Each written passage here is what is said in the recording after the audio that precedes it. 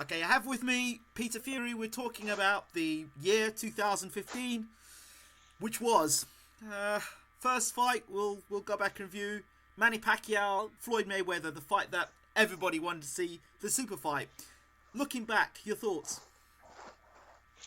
I thought it was a masterclass by Mayweather. He just nullified the opponent.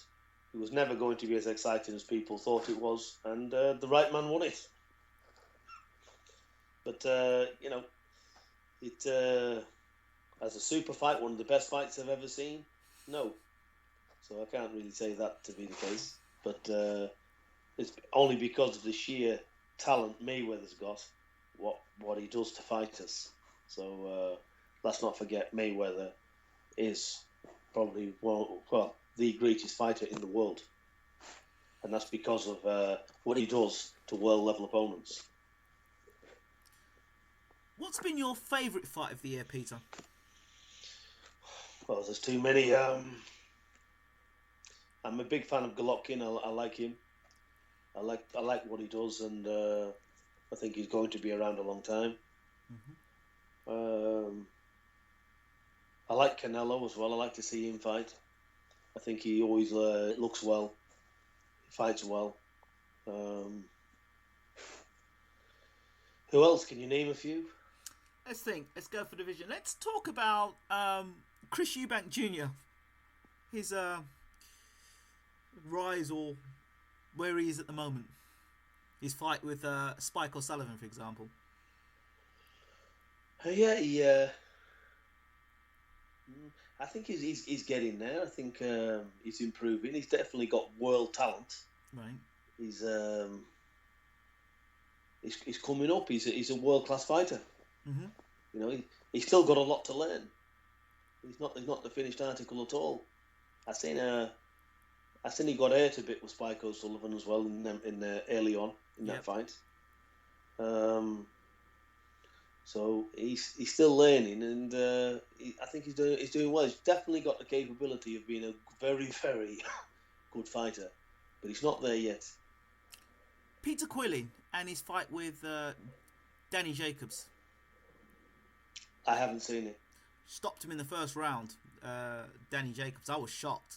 He caught him and then finished him off. I was surprised, really surprised. Well, that would be a very good performance, but I haven't seen it. I don't know much about Jacobs at all. I don't think I've seen it. Okay. Your thoughts on Joshua versus White? It was another big hyped fight. Bad feeling between both fighters. I think full credit needs to go to both fighters because they're both were unbeaten. Both realised they had a fight on their hands. So, they they both got in there and they fought their heart out, didn't they? Mm-hmm. So for that they get maximum credit. Dillian White was not in shape to me. He didn't look in shape either. I said to him before the fight, 16-3, 16-7. I spoke to him in Germany as well. I told him that actually with his clothes on. When I looked at him, he looked in shape. But I didn't know what his weight was. I don't know what his weight was at the fight, but I think he was around 17-12, was he?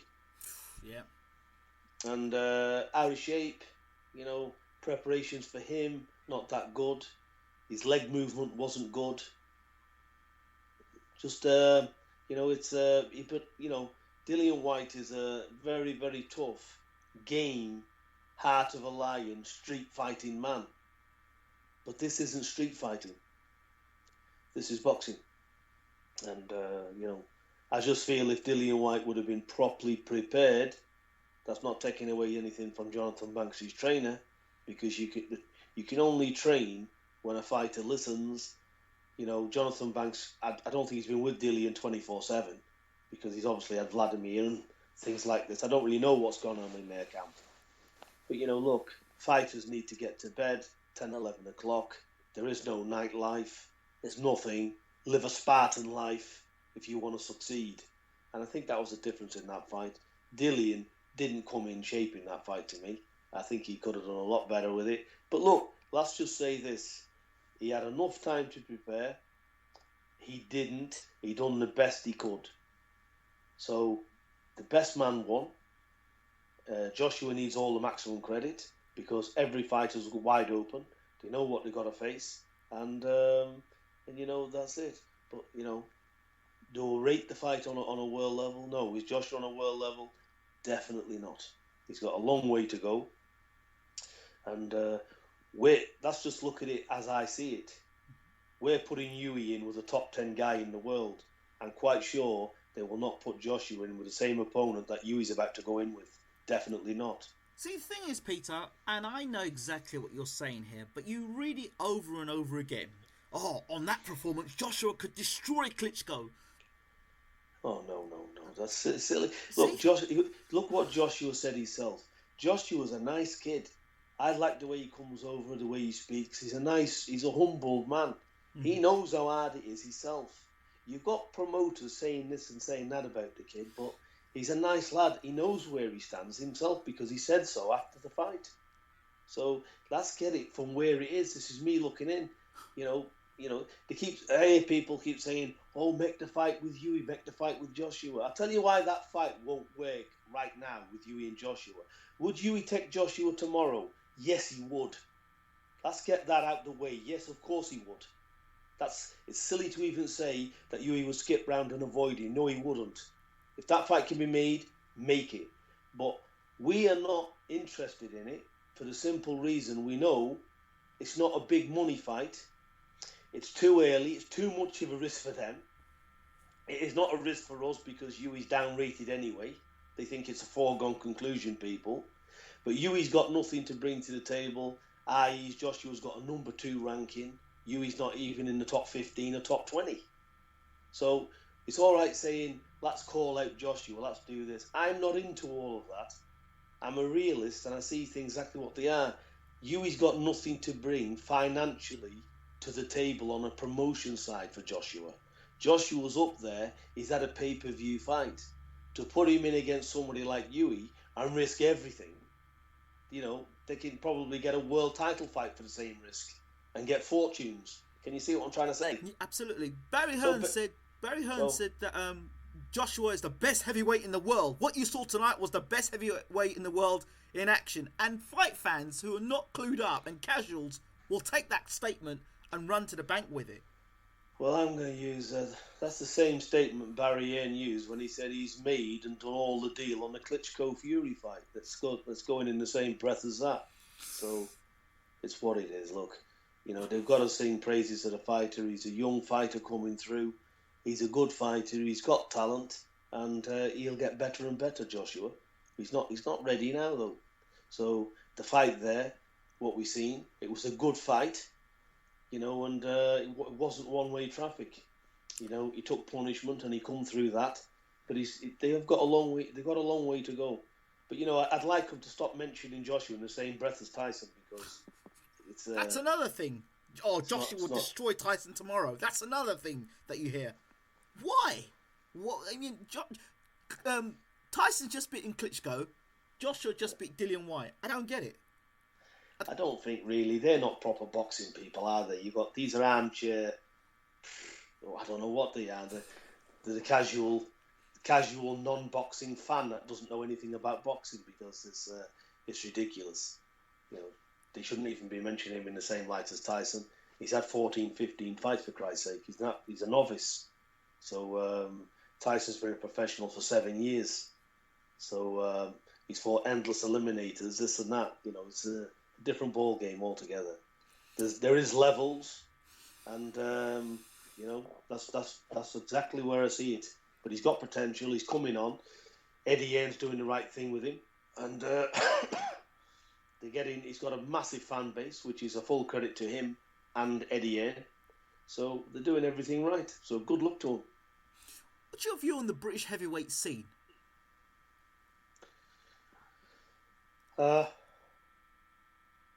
As in what?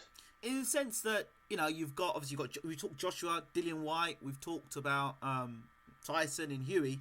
You've got Derek Chisora and those other fighters. In terms of maybe getting a fight with something like Huey versus Chisora, could that happen? Yeah, tomorrow. But to me, look, I've got to be straight with you. Yeah. Chisora's been a very good fighter, but I see him at the end of his road. You know, Chisora is going to make himself a good living, but he ain't going to be a statement for Huey. You know, I'm not really interested in these type of fights for Huey. Huey's going to try. Look, he might get in there at the end of February. He might fail miserably. He might be completely out of his depth. I don't think so. So nobody's being overconfident here. Anything can happen in a boxing match. But Huey's ready for world level. Huey's ready for fighters that's going to come and give a fight, putting through a hard grueling 10 or 12 rounds. He's going to step up. I'm not interested in Chisora, to be honest. I don't see what that's going to do for Huey. The return of possibly David Price because of what's happened with Tepper and the drug testing and stuff. Your thoughts? I think David Price should be reinstated because Tepper's cheated. On that point, he should be reinstated. But he still got chinned in one round or whatever it was. He lost miserably twice against Thompson. And I just think he's not going to be able to turn himself around on world level. Definitely not. I think, can he get in the mix? Yeah. Can he still get a good payday? Yes, he can. But on me as looking at it, if it was if that was Tyson or my son, I'd be telling them to retire. Lucas Browne, a lot of people, another fan favourite. People talk about Lucas Browne, the next heavyweight champion of the world. He fights Shagayev on March the 5th. Your thoughts on Lucas Browne's development this year? I think Big Lucas, he's strong, he can punch, he's tough. It's going to be a tough fight for him against Shagayev. I think Shagayev really, you know, it just depends, doesn't it? You know, what can I say with it? I think none of them's nowhere near the level of Luis Ortiz. I think whoever wins that fight, and then Luis Ortiz will be next. I think both of them's got a big problem, and they will lose that fight. But look, Lucas Browne's got power. If he can connect, he can put anybody to sleep. So he's a big guy, and Lucas Browne has done very, very well. I'd like to see Lucas Browne win the world title for Australia and bring it back. So I really hope he does it. It's the best opportunity in the world for him because Shagayev, you know, he's getting on a bit. You know, he's done well in boxing. He's a tough guy, but they're on similar levels. I think Lucas Browne, hopefully, he can take it. It's not a foregone conclusion though. Deontay Wilder and his year. I think he's had a good year. I think he's, again, what I've always said, he's been bowling them over, I should say. And hasn't been learning anything. You know, we've seen a lot of weaknesses in the fight where he fought Stefan, although he won it outright. And I think his management have done a great job. They've given him good fights to get him rounds. And I think Deontay Wilder's improving. I think he's had a very good year. I think they'll get him. He's getting another fight, isn't he, in January? Spilka. Yeah, so that's a good fight for him. And after then, he'll be ready for Povetkin. So they're doing everything right with Wilder. How does he do against Povetkin, in your opinion? I think he does Povetkin. I think it's little guy, big guy syndrome. You know, Povetkin is a very, very good world level fighter against somebody his own size.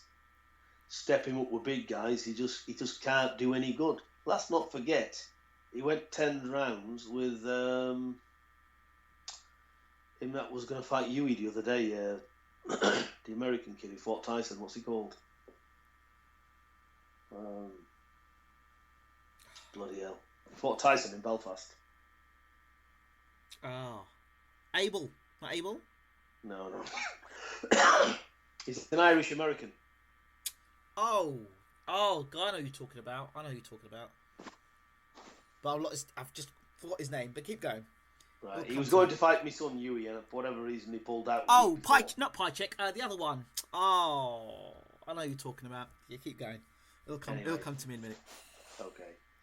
He took Povetkin the full 10 because he's 6'6". So there's a prime example there. You've seen him with Klitschko. He had no answer for Klitschko whatsoever. Never even hit it. I don't think he hit him with a worthwhile punch. So I just don't see Povetkin doing much good with him. I think Povetkin will roll in. He'll try and get his shots off, try and get on his chest, but also Wilder can punch. And I think he'll just keep tying Povetkin up. He'll look at the Klitschko fight and just do a replica of that. So I see Wilder winning it, not so comfortably as I'm saying. Povetkin's a world-class fighter. He can fight, so he's got to be on his A game. Hence why to keep putting Povetkin at the back of the shelf to get him more experience. But I think I'm going to favour Wilder in retaining his belt. Joseph Parker. Very good. I rate him highly. I've seen him fight. He's getting better and better all the time. Him and his trainer doing a fantastic job. He deserves his ranking. You see here, look, you got Joshua number 2. Yep. You got Parker 9 or 10. That needs to be definitely the other way around, because one belongs in the top 10, one doesn't. That's my hardline opinion on it. So one's got a ranking there. He's getting there. He's a very good talent, Joseph Parker, and nobody's shouting his name up anywhere because he's in Who Wants Him club again, because that kid can fight. He's doing well.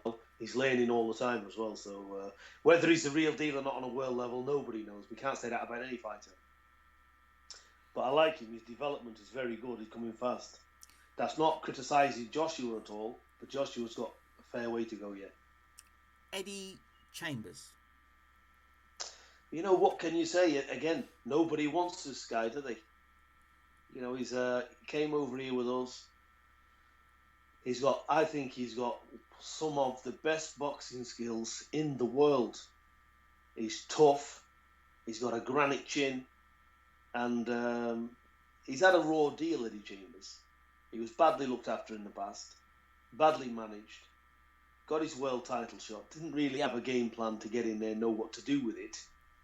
And, but when he was over with us, he changed his style around, he got more aggressive. And, he's a guy that should be given a break. Him and Davey Day would be a good fight. Yes.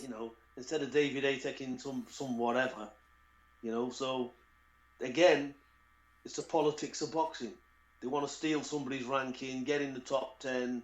I've been a WBA champion before. I get me ranking, get a world title, take the easy route, get a nice few quid, walk back off in the sunset. That's what I see. So give Eddie Chambers a chance. Let him fight. Let's see how good they are. Fight people that can fight back.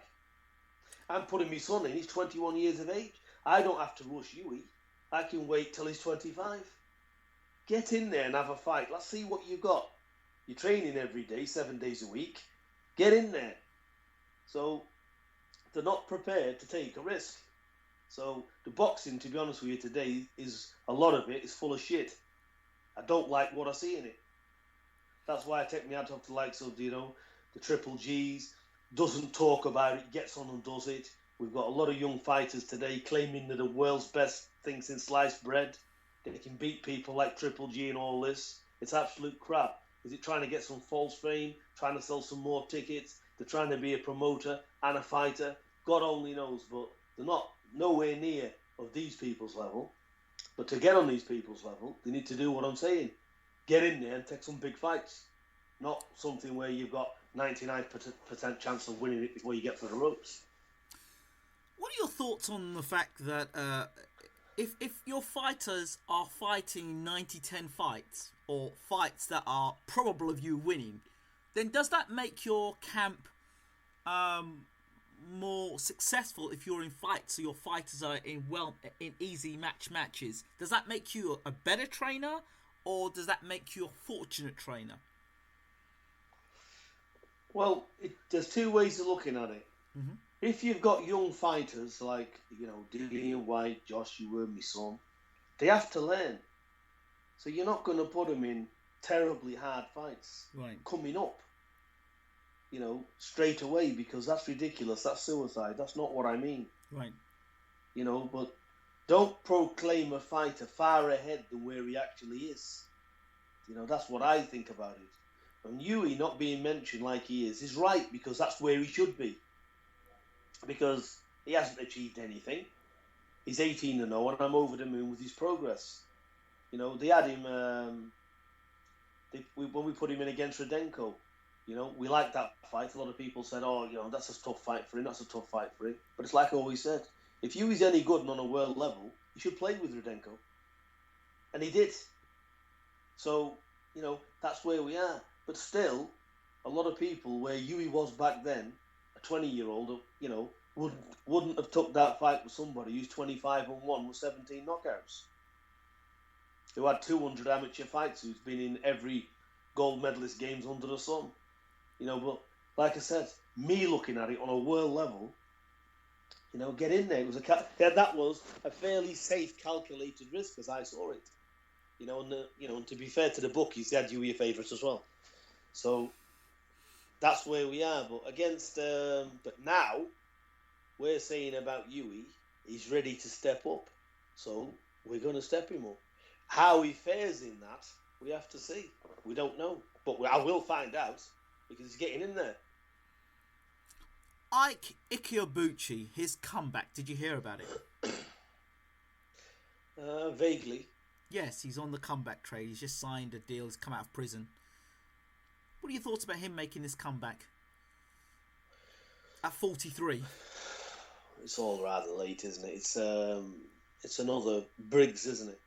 Look, all these guys have been very good fighters. What happened to this Roy Jones, this Ike fella or whatever.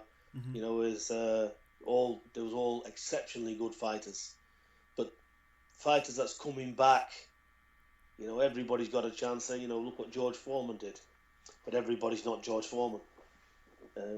So I don't really see it. I think these guys are just looking for fights where they can make a lot of money, have one final crack at it, and walk off in the sunset. So I think, with myself being a boxing purist and looking at it for what it is, it's no more than that.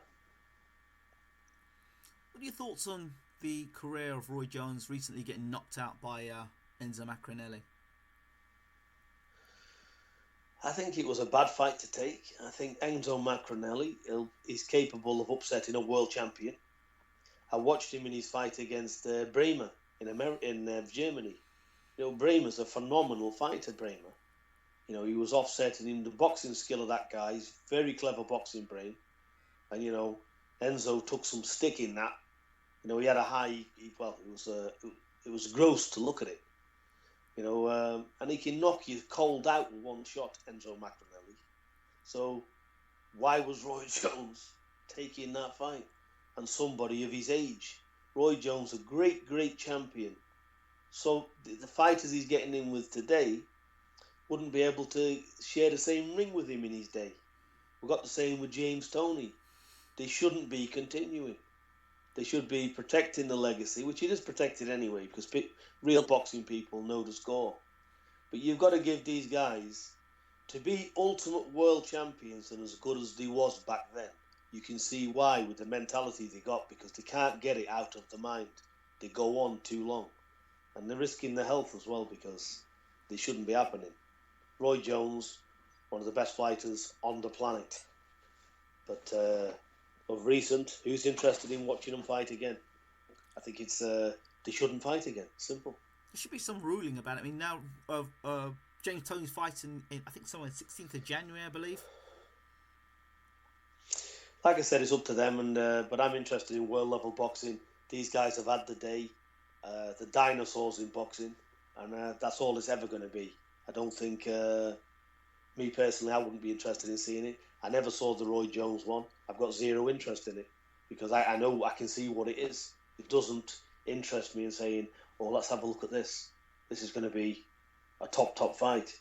It's a young man beating up an old one, so I'm not really interested in it. Looking back in 2015, I know the highlight obviously would be Tyson Fury winning the heavyweight championship of the world, and that's an amazing moment. What else, going back in the year, you would look back in terms of the year that either made you chuckle, burns you up with anger, or just something you think, that was a nice moment? I think looking back on the year for myself, it's all been good. Mm-hmm. I think the highs and lows that you go through in boxing, more highs than lows. I don't really get angry about what anybody says or what anybody does. I'm not really interested in what's going on outside of my gym. I'll say things as I see it. I've got no personal hatred for anyone. I hope everybody does well. I just laugh to myself and find it a bit bizarre the way people go on. That's the best in the world. I can do this, I can do that. And when they get there, they just can't do anything. And I just look at these type of things. False rankings, fighters up there where they shouldn't be. We're not. A lot of it's hype. We had the same thing with David Price again. What he was not going to do and what he could do was nobody's business. And then you see what happened. People jumped too early. But now we've got a world champion that people said, he's useless, he can't put his 2 feet in front of each other. According to the public, Tyson was losing every fight he was going to have. Chisora was going to wipe the floor with him and all this crap. Now he's won the world championship. You've still got people saying, trying to put him down every which way. Even the newspapers trying to get onto stuff, trying to pull him down, trying to put his status down. So all that for me is disappointing, to say the least, because this is the majority of Joe Public. This is what you get. But that doesn't mean to say, there's good people in the world everywhere. You can turn the corner, 3 doors down, there'll be a good person. There's good and there's bad in everything in life, so that's what we get. But the good will always overcome the shit. So I think that's basically what I'm trying to say. I'm going to close with just two points. The return of George Groves. He's now moved to yet another trainer. He's had Adam Booth. He's had Paddy Fitzpatrick. Now he's going to Shane McGuigan. What are your thoughts on fighters changing trainers? And do you think it's more responsibility of the fighter themselves and their performances, or is the trainer to do with it? I think the fighters has got to go wherever they're comfortable. If they don't feel right, they could have done more. Maybe they feel like there's something missing. That's up to the fighter.